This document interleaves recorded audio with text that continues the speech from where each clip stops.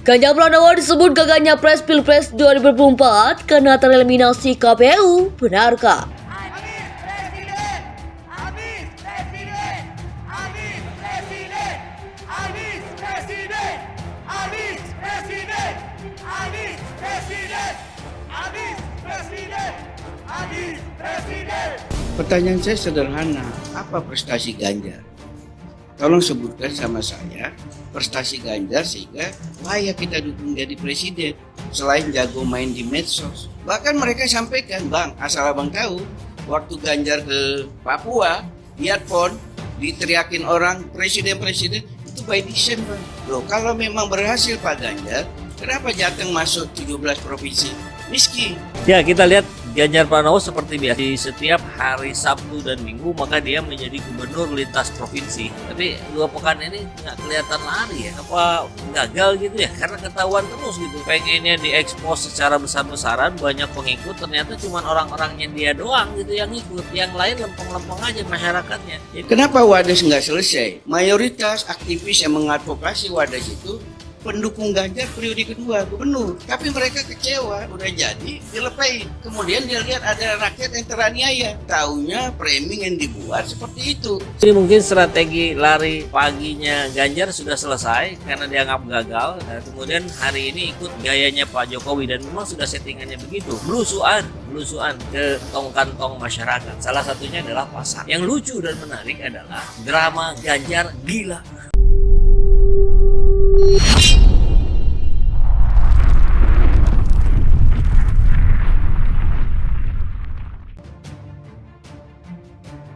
Koalisi besar cermin kecemasan rezim terhadap Anies Baswedan. Logika akal penasehat harus berusaha keras memahami mengapa harus ada koalisi besar. Padahal kalau menurut baginya, berbagai survei yang ada selalu muncul nama Prabowo di posisi pertama atau kedua. Hal yang sama juga berlaku pada Ganjar, kadang di posisi kedua atau di posisi pertama. Dan Anies Baswedan selalu ditempatkan di posisi ketiga. Tidak boleh di posisi pertama atau kedua, kecuali terpaksa. Kalau memanggil dan memang hasil survei itu benar adanya, logika akal sehat kita tentu akan mengatakan tidak diperlukan adanya koalisi besar. Karena hanya dihadapkan pada Prabowo saja atau Ganjar saja, Anies sudah bisa dikalahkan. Nah, inilah yang menjadi pertanyaan besar kita semua. Dalam sebuah buku psikolog The Power of Positive Thinking yang ditulis oleh Norman Vincent, bila Anda mengalami ketakutan, maka mulai berpikirlah apa yang bisa membuatmu percaya diri dan menghilangkan perasaan takutmu.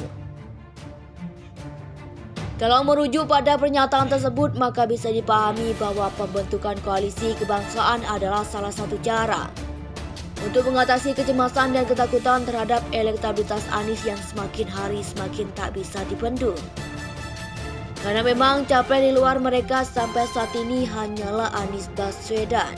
Koalisi besar yang bernama Koalisi Kebangsaan adalah harapan Jokowi agar bisa menjadi obat penenang yang bisa memunculkan lawan tanding bagi Anies Baswedan. Meski masih juga ada upaya-upaya lain sedang terjadi untuk menghadang pencalonan Anies.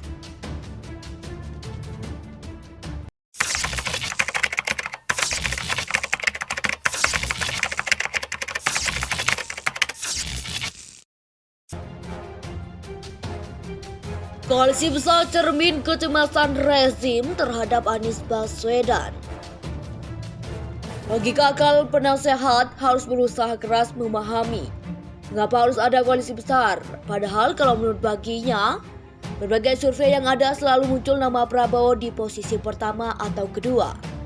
Hal yang sama juga berlaku pada Ganjar, kadang di posisi kedua atau di posisi pertama. Dan Anies Baswedan selalu ditempatkan di posisi ketiga. Tidak boleh di posisi pertama atau kedua, kecuali terpaksa.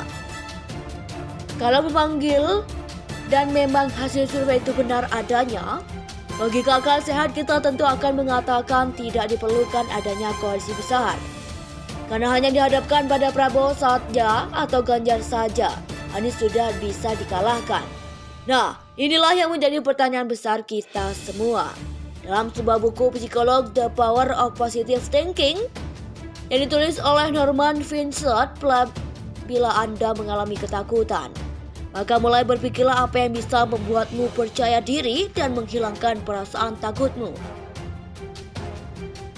Kalau merujuk pada pernyataan tersebut, maka bisa dipahami bahwa pembentukan koalisi kebangsaan adalah salah satu cara untuk mengatasi kecemasan dan ketakutan terhadap elektabilitas Anies yang semakin hari semakin tak bisa dibendung.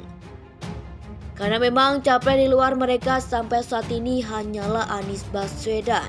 Koalisi besar yang bernama Koalisi Kebangsaan adalah harapan Jokowi agar bisa menjadi obat penenang yang bisa memunculkan lawan tanding bagi Anies Baswedan. Meski masih juga ada upaya-upaya lain sedang terjadi untuk menghadang pencalonan Anies.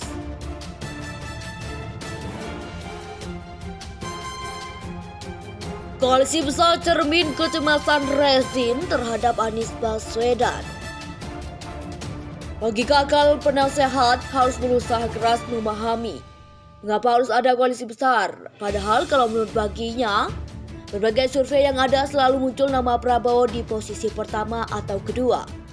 Hal yang sama juga berlaku pada Ganjar, kadang di posisi kedua atau di posisi pertama. Dan Anies Baswedan selalu ditempatkan di posisi ketiga. Tidak boleh di posisi pertama atau kedua, kecuali terpaksa. Kalau memanggil dan memang hasil survei itu benar adanya, logika akal sehat kita tentu akan mengatakan tidak diperlukan adanya koalisi besar. Karena hanya dihadapkan pada Prabowo saja atau Ganjar saja, Anies sudah bisa dikalahkan. Nah, inilah yang menjadi pertanyaan besar kita semua.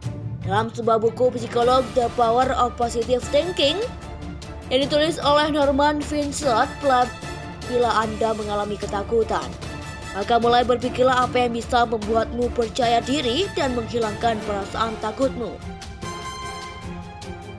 Kalau merujuk pada pernyataan tersebut, maka bisa dipahami bahwa pembentukan koalisi kebangsaan adalah salah satu cara untuk mengatasi kecemasan dan ketakutan terhadap elektabilitas Anies yang semakin hari semakin tak bisa dibendung.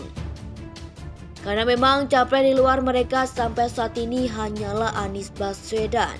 Koalisi besar yang bernama Koalisi Kebangsaan adalah harapan Jokowi agar bisa menjadi obat penenang yang bisa memunculkan lawan tanding bagi Anies Baswedan. Meski masih juga ada upaya-upaya lain sedang terjadi untuk menghadang pencalonan Anies.